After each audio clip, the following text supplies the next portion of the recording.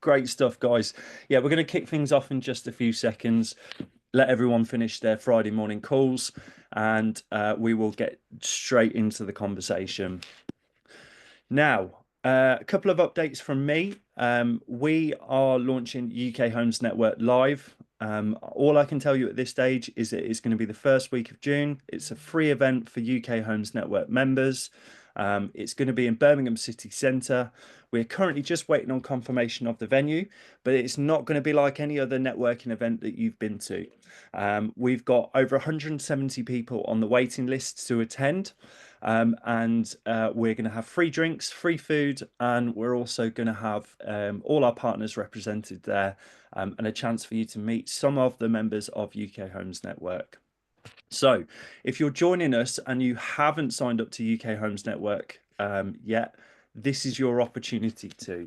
UK Homes Network is the first social media platform exclusively for the property industry.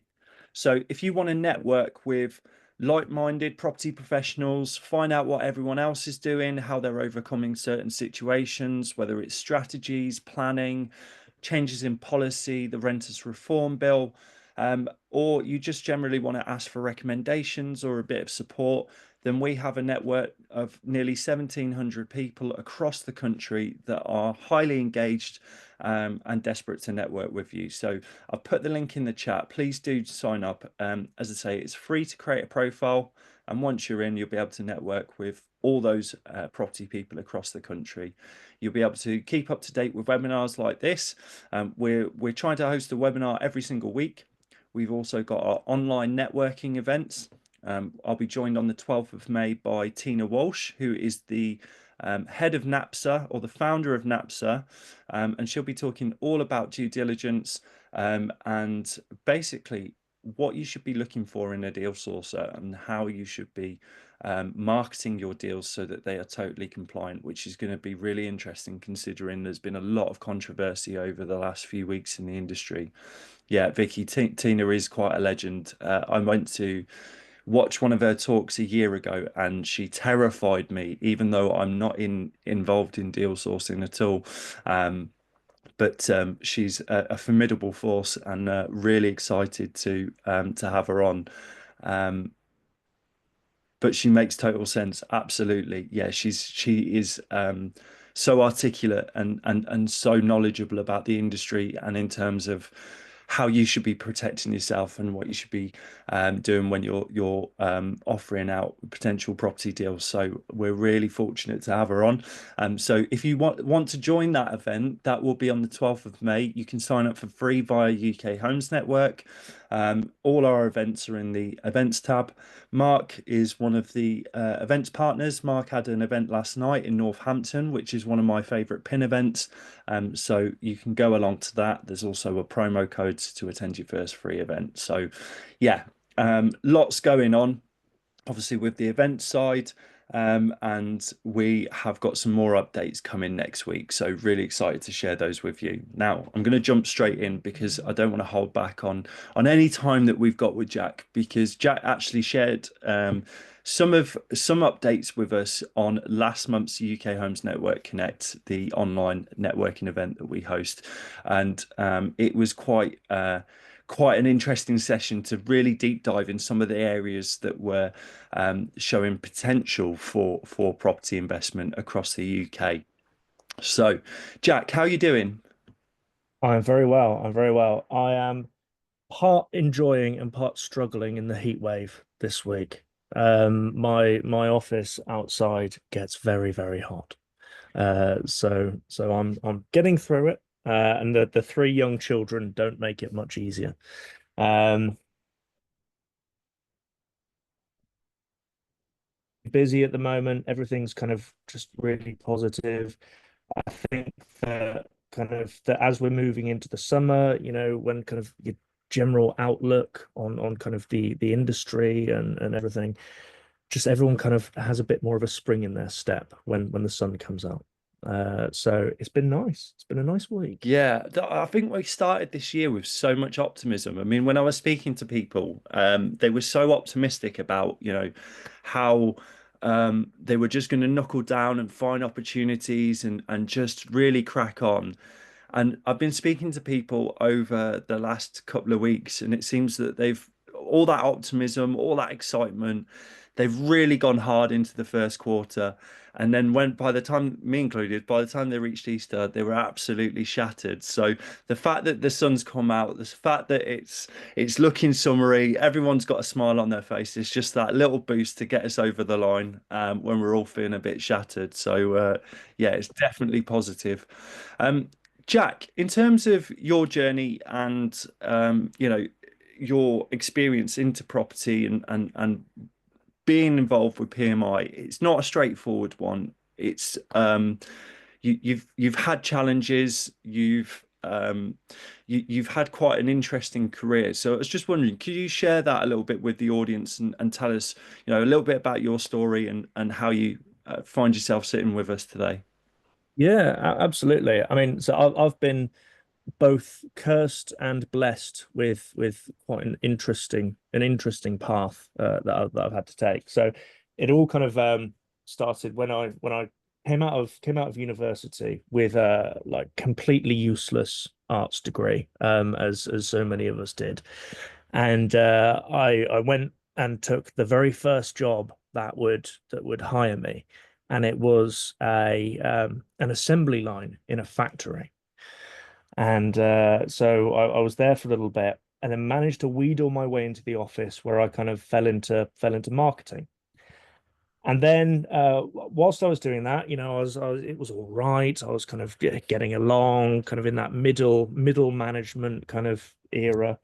And then out of the blue, I got a diagnosis. I went into Specsavers for a hearing test because I played a lot of music, and I was thinking, oh, I don't think I'm hearing as much as I used to. So I went in for the hearing test, and they said something is quite badly wrong. So you need to go to the hospital. And I felt absolutely fine. So okay, what's this all about? So went into the hospital, had to have a scan of my head, and they found a brain tumor. And it was the first of its type that had been diagnosed in the UK since the early 70s. It was a really rare kind of type of tumor, but it had to be removed because obviously it was growing. And so I then had to have surgery. And I remember I walked into the room. I don't know if anyone watching or anything has had to have surgery before, but it's quite a surreal experience because you have to walk into the room with like your anaesthetist or whoever and kind of lay down on the operating bed that that kind of all of this stuff is about to happen to you. This is where it's going to happen. And so my prognosis at that time, it was essentially like 30% chance that I was going to be fine, 30% chance that I was going to be paralyzed from the neck down, and 30% chance that I wouldn't survive the surgery. So I knew that obviously there was a good chance that my life was going to change forever, if indeed it was going to continue. And I remember I was got on the bed, sat on the bed, and I could feel the anesthetic kind of go in. And I remember the last thing that I was thinking as I went to sleep was, I haven't done as much as I wanted to do, or I haven't achieved as much as I wanted to achieve. And that was kind of the last thing that I thought. And I woke up, and everything was fine. Everything was fine. I did have to go through kind of quite a long period of rehabilitation. So I had to learn how to walk again. I had to learn how to see again, because I had no control over my eyes. Kind of, it was quite funny to see. So for a long time, I had to walk around with an eye patch and a walking stick, like some kind of sad pirate.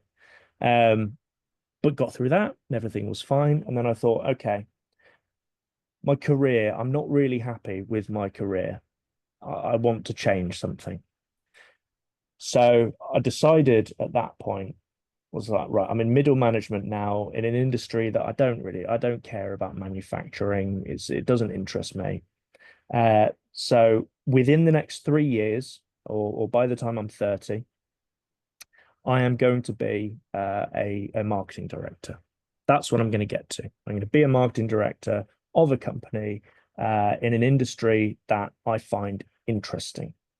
And so I set about it. So I got on kind of a master's degree. I joined a great marketing agency up in Manchester, and I learned an awful lot. And I realized then kind of just how much other people knew that I didn't. And so I basically spent the next 3 years every night, kind of every day, just consuming everything that I could learn.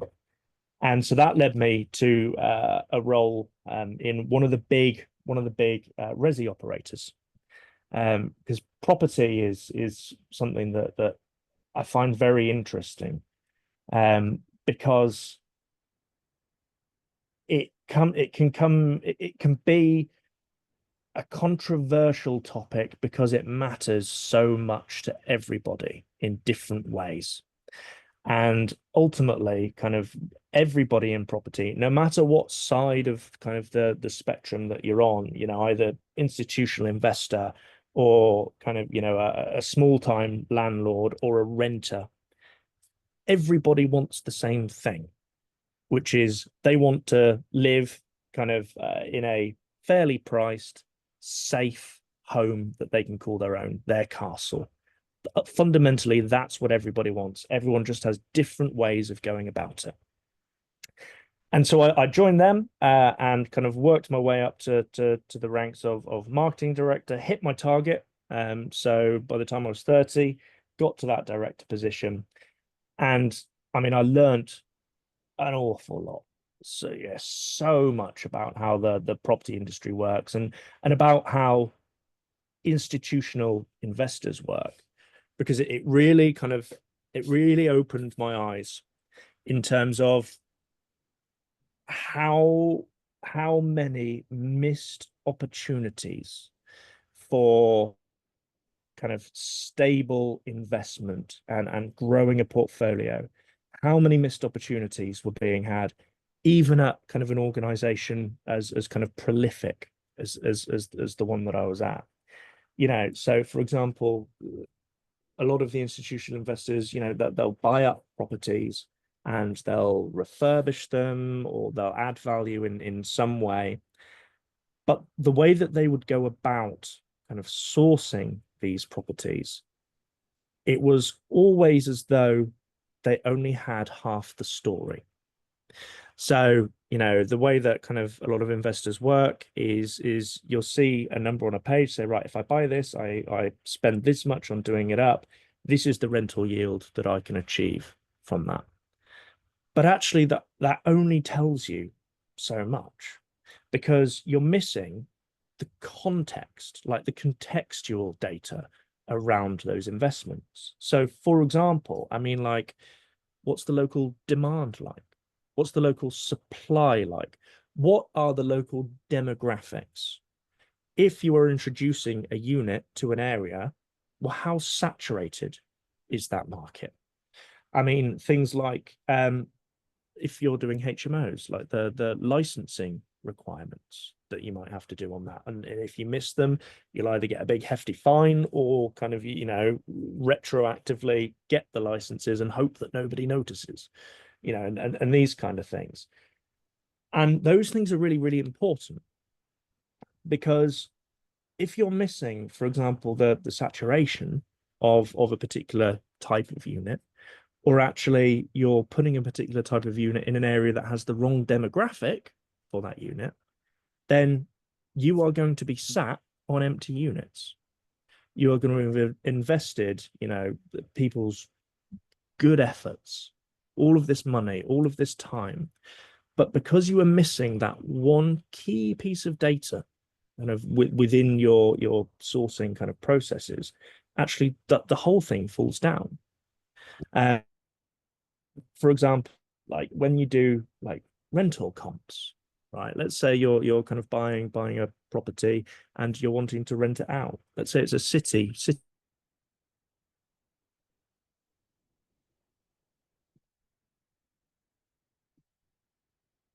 Jack, I think we've lost you there.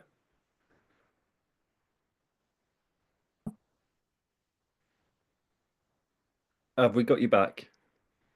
Can you hear me now? Yeah, yeah. Fantastic. Sorry about that. My internet always lags on a Friday around here.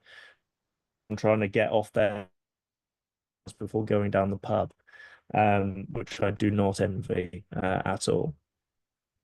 Um, but I was saying, in terms of, for example, rental expectations for investments that you're making, when you're doing comps, the standard thing to do is to do like a quarter mile radius or a half mile radius around that property to see kind of what your local comps are. But I mean, as you well know, like if you're in a city, a quarter of a mile radius could mean the difference between a really affluent area with massively high rents, or it could mean kind of like a poverty-stricken area, like economically deprived area. In many cities, those boundaries between the very rich and the very poor, they're so tight. It's no longer the case that these things are spread out. Kind of everyone's living within the same city boundaries. And so what that means is that quite often when you're getting rental comps or things like this, is that it's massively skewed. And of course, what that you're way over asked for your rental property, it's going to be sat empty. You're going to have these voids. Your occupancy rates are going to go down, and your investments simply aren't going to perform in the way that you want them to perform. And so that's what led me to PMI, to Property Market Intel, because having observed kind of all of these kind of different gaps within the system of and the process of investment, actually the prospect of being able to fill all of kind of investors' processes with these contextual important data points, I thought is so important, because what we all want, right? Again, no matter what side of the spectrum we're on, is we want like fairly priced homes. No one wants to be charging massively over. For example, in say Bath, I think it is, which is where I come from originally, you're looking at 12 times salary affordability on properties against kind of a national average, which is much, much lower than that. Your ideal is like 5 to 8%. And so actually, by being able to empower investors, sources, whoever, with this data, it ultimately leads to a fairer society, because everyone is getting paid the amount that they should get paid for their investments. People who are renting or buying or whatever are able to pay fair prices that are in line with what the market is.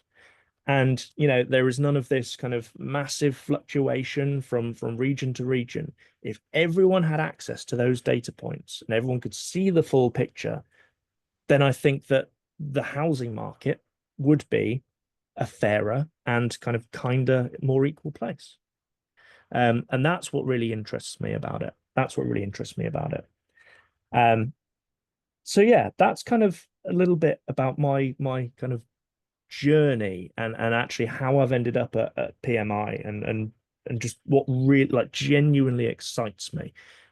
The phrase property data, or property intelligence, to some people that could sound a little bit dry. When we say property data, oh, I don't like data, that sounds like a spreadsheet to me. I don't like spreadsheets. But actually, the real story is the power behind the data and what that data enables you or your local community or wider society to do. Does that make sense? I feel like I've rambled a little bit on data. No, that was perfect. Thank you. I really appreciate that. So there's quite a lot to dissect there in terms of where you've come from, how you ended up at PMI, and obviously the one part that really sort of fascinates me is that I retrained in digital marketing, and that was because I was not enjoying the whole estate agency experience, and Mm. I wasn't a natural born salesman. Plus, the product that as an estate agent you have to sell is your services to sell their property.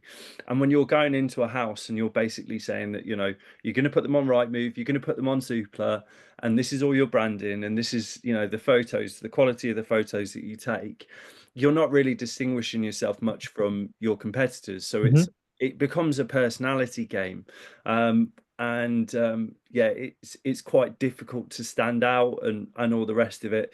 So for me, moving away into marketing, but property specific marketing, it was always the transaction and the psychology behind the transaction that fascinated me the most, in terms of why it is that people buy property when they do.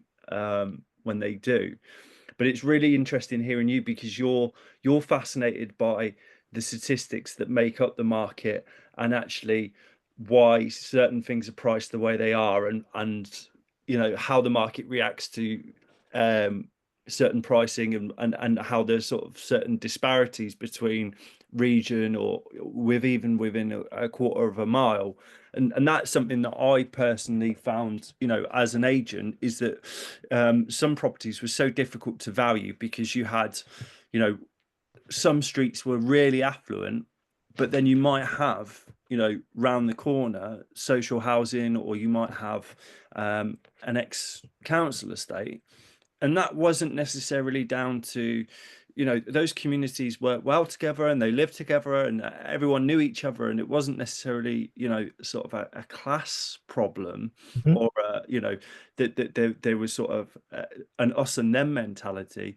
It just meant that in terms of the properties themselves, they were a lot more difficult to value, because you weren't bringing in, you either had to go further afield, which necessarily didn't reflect the individual case or how the demand for the market would be.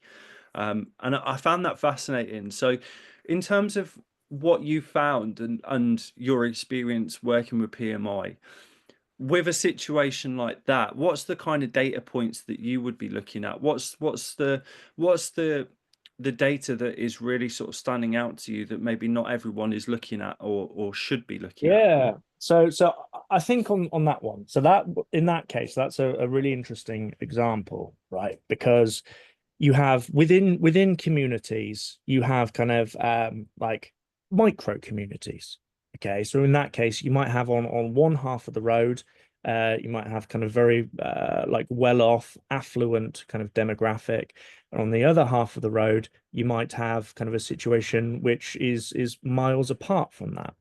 And I think the best place to start with those is to understand, to gain the understanding of those micro communities, is to get super granular on your targeting, right? In order to tell a story. Because things like, the use of maps and visualization is great for this, where actually you can get down to a very small level and you can see pockets of particular areas which, for example, have higher median incomes. And you can start kind of looking at those pockets as well in terms of, your like affordability to house price ratios. And you can actually visualize kind of, okay, this area, for example, is showing me that kind of the local demographic is earning kind of considerably more than this demographic. And that is going to be reflected within the house prices, or the rentals that I can achieve. And so getting really kind of granular and focused down to that like micro community level, I think is a really important kind of tool for identifying kind of those differences. And I mean, when we look at, say, the use of valuations and deals as well, is I've got a little like statistic for you, which shocked me when I found this. Well, I say it shocked me, it didn't really, is that 52% of like real estate firms, be it kind of, either agencies or large deal sources or institutional investors, whatever it might be, are still planning kind of either major works or putting together deals on Excel spreadsheets. 52%. Now, obviously, there are some dangers of that which are more obvious than others, which is that how easy is it to press the wrong key on an Excel spreadsheet that throws your entire deal, throws your entire plan, throws your entire valuation, whatever, out the window?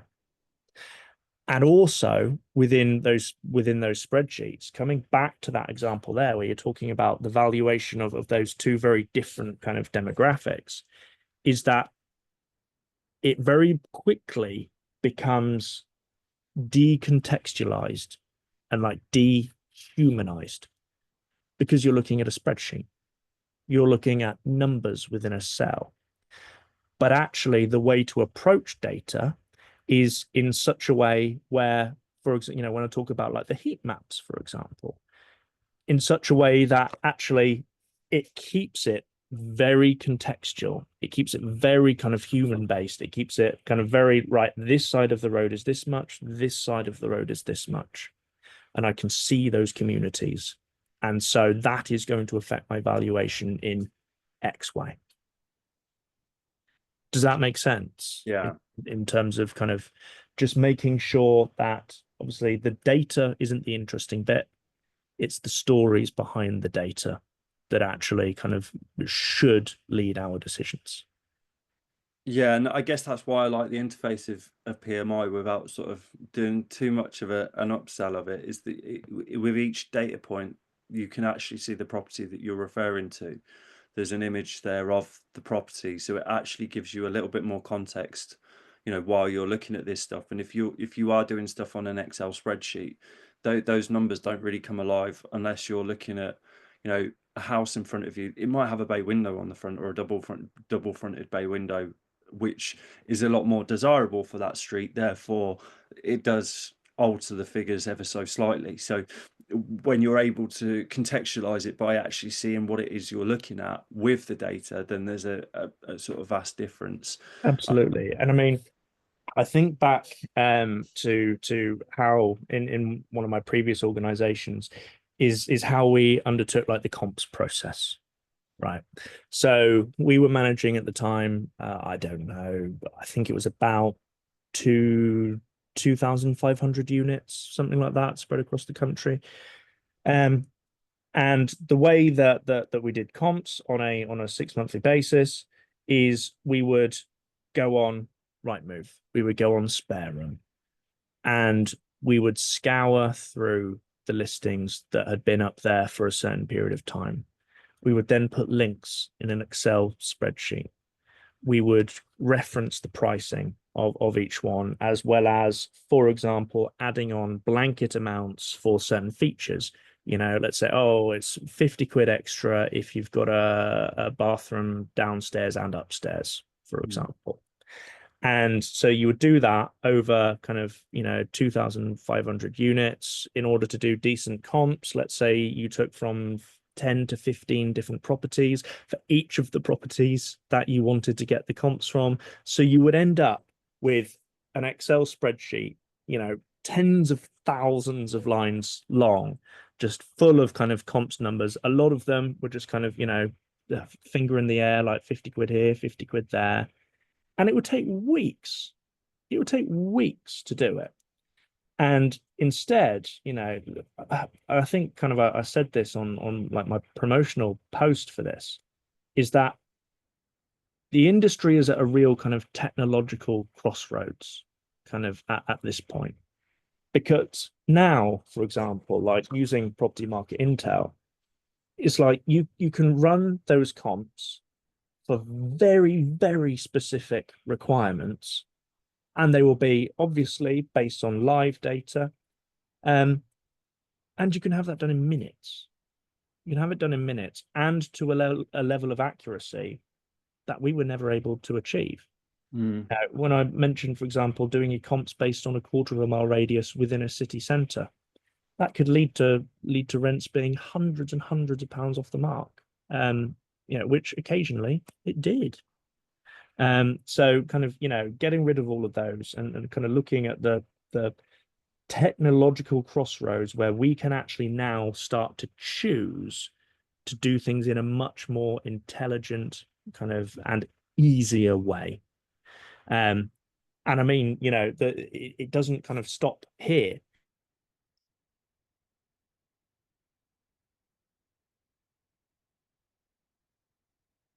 You've dipped out again, Jack. We'll just bear with you a second while Oh, the connection comes okay, back. just let me know when you can hear me. Yeah, we've got you. Perfect. Sorry about this, everyone. Um, so yeah, we think about, for example, everyone like riding the AI train at the moment. And, we've got, as with all emerging technologies, there are teething problems. And because of those teething problems, there are skeptics, and kind of rightfully so. When you think about like the adoption kind of, charts of early adopters, and then kind of, everyone jumps on when it reaches a certain kind of capacity. But if you look at the pace at which that is developing, the pace is phenomenal. There's people worrying about the implications for the scale of humanity based on AI, based on where it's going to be in 2028. That's 3 years, and they're considering that at this point. It's exponential. And we can really we're really being able to start using that in such a way. You plug it into the right systems, you set up your interfaces, and you can really start to use that to truly democratize the property investment process and really simplify it. So I think now is a point where actually people can start to ask themselves, right, how do I want to do this? Do I want to really start taking this seriously and really start looking at how I can make my life easier? Because the options are out there, and they're coming thick and fast at the moment. I have quite a sort of looming question over this, and Mm. this goes again back to my experience as an estate agent, is that we never used price per square foot. Hmm. Whereas if you go to America or continental Europe, the price per square foot or price per square meter is religiously used as a tool for valuing property in terms of being able to determine exactly how much something is worth. Now, I know we use this in house building, and we might use this for more city centre based developments, but typically across the UK, agents are not using price per square foot, Hmm. which makes it a little bit more of a, put your finger in the air and sort of test to see how much it's done. The comparables that we used to use were basically, if it's a 3-bed semi on a certain road, you would basically put 3-bed semi into the back end of Rightmove, and it would chuck up everything that sold in the last 2 years, and then you would basically work out the rate of inflation. But then if you had an extra bedroom, so say they're all 3-bedroom houses, Mm. and the one you're valuing was a 4-bedroom, and it was the only 4-bedroom on the street. The rule was, and bearing in mind this is 2014, 2015, so it's probably gone up by a bit more. Mm. It goes back to what you were saying, Jack. You chuck on 10 grand, and the price of a bedroom was 10 grand in a particular area of the West Midlands. So that's what how you would value it. And you would try and relay that into your customers and into some sort of exact science as to how you got that figure. Whereas if you were using price per square foot, you could actually determine exactly how much that was worth based on the measurements.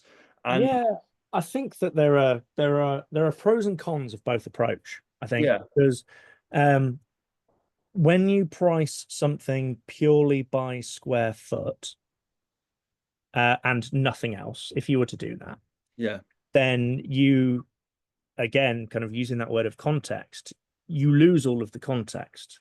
right?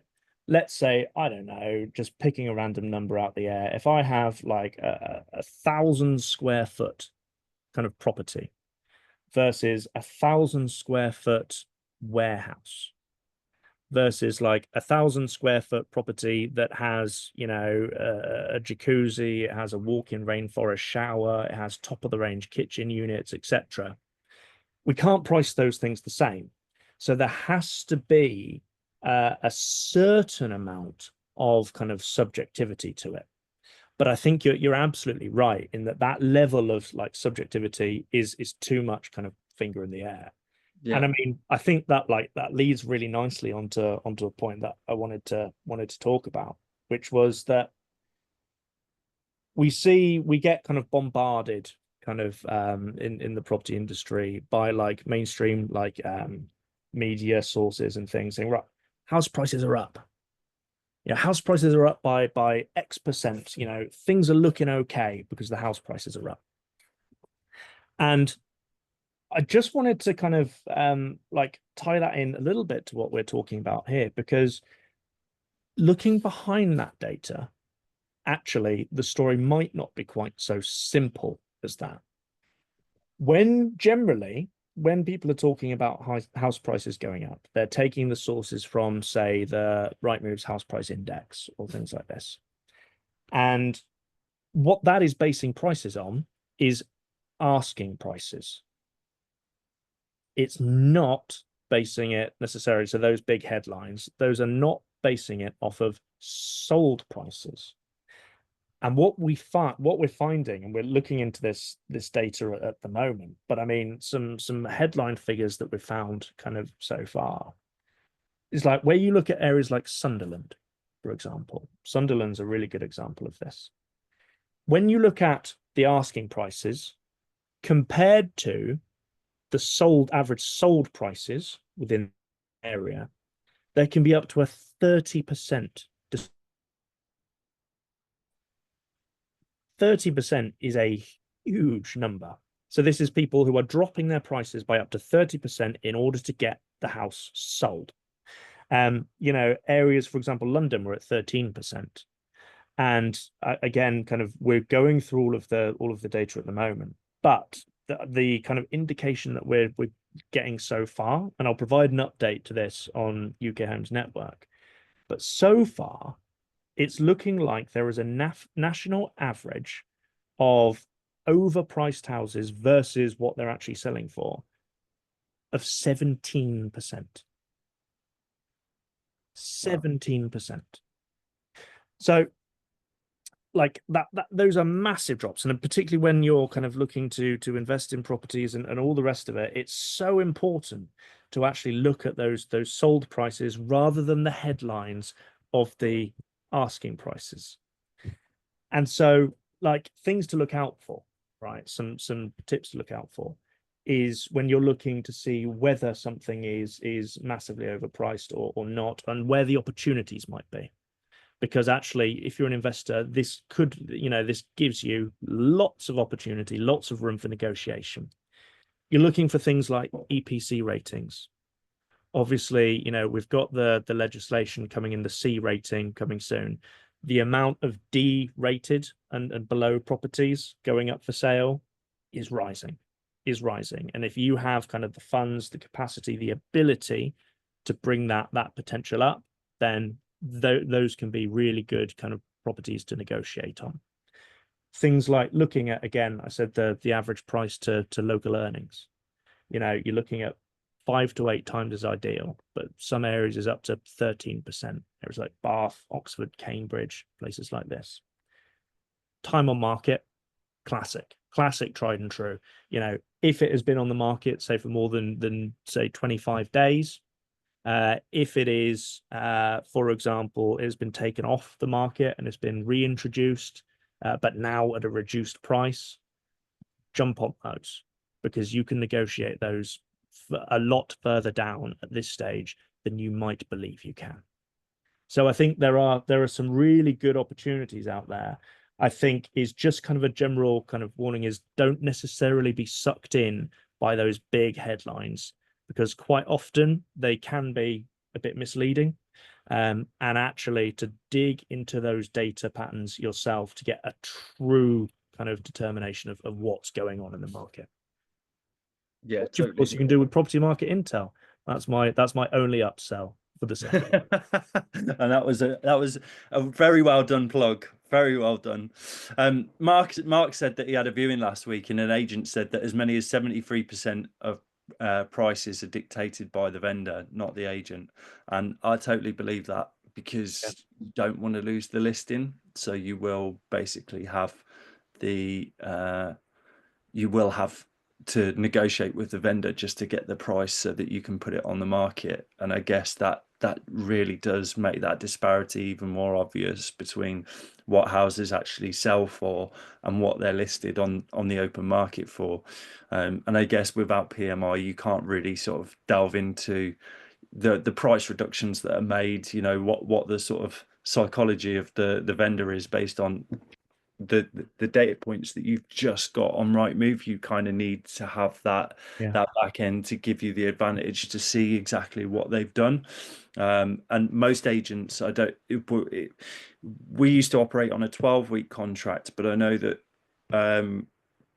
when you're looking at opportunities on Rightmove, the bigger corporate agents will operate on an 18-week contract. And the reason for that is that over those 18 weeks, they can gradually drop the vendor down in price because they know that they've listed it far too high just to win the listing. Yeah. So if you could use PMI to see when those price reductions are made, you can basically determine how motivated that seller is to purchase the property. Absolutely. And I mean, it comes back to that point about, if we can kind of, re-educate people or provide people with the data to the point where actually they know what to expect. Mm, They know what is reasonable. And so their expectations are adjusted to that.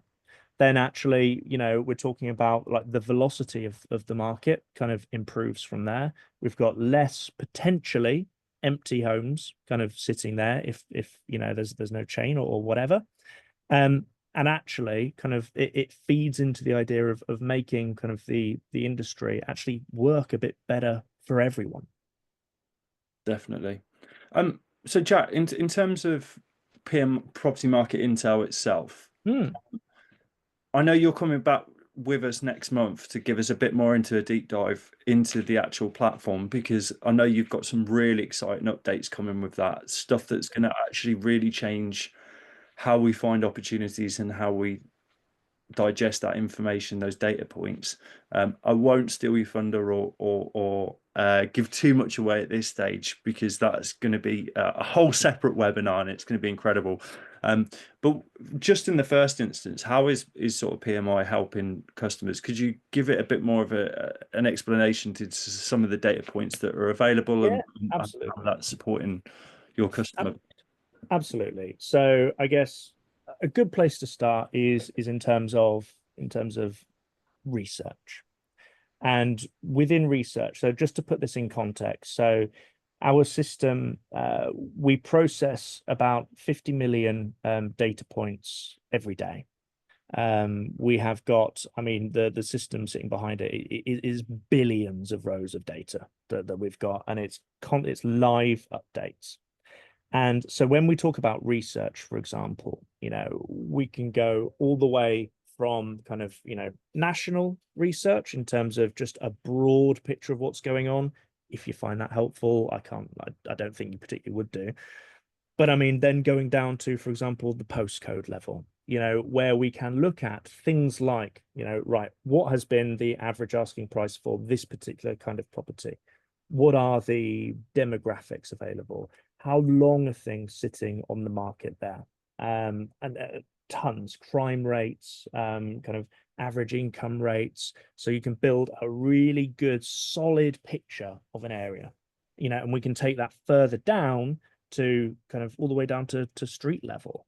And so what you can do is then, let's say you've got kind of two different areas that you're umming and ahhing about in terms of where you might want to invest next, is actually we provide everything that you need to get a complete picture on what is happening in that local area. we have the option. Some people like it in tables, some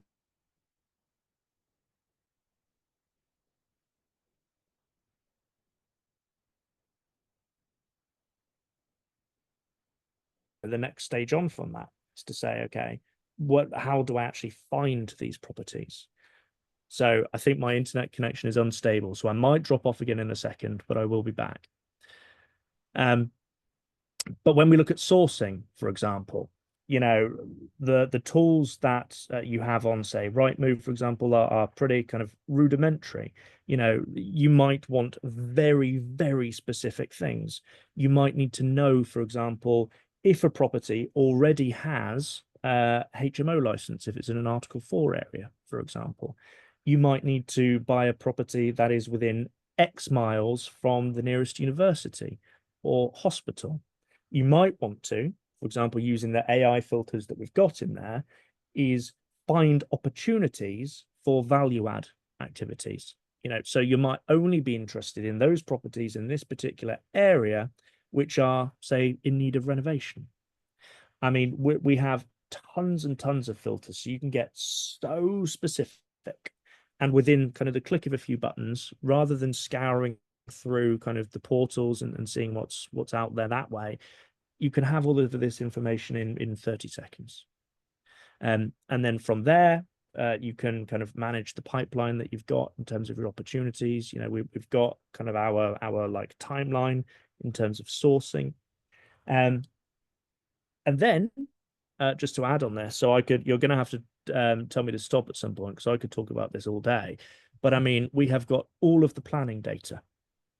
So, for example, we can tell you within an area which plans are currently live, which have been approved, which have been kind of denied. So, if you're thinking about value adds, you can judge whether certain councils are keen for development or whether they're more hesitant. And then we focus on short-term lets. So, for example, your Airbnb listings and things like this is where you can see exactly what your competitors are doing. You can see what their occupancy rates are, kind of what revenue their property is providing them, what you need to do in order to get the most out of your short-term lets, or even sourcing of short-term lets. And all of this is put into, absolutely tons of digestible data. You can dig in as far as you want, or you can keep it high level. It's an incredibly powerful platform. And I feel very lucky to be a part of it. And as you said, in the kind of next coming period, we've got some irons in the fire that are going through kind of development at the moment, which, potentially could change kind of the very nature of property sourcing, kind of true democratization. It's going to be incredibly powerful. Amazing. Well, Jack, where can people find Property Market Intel? Where can they reach out to you? Where can they find out a bit more information about it? Simple. So propertymarketintel.com.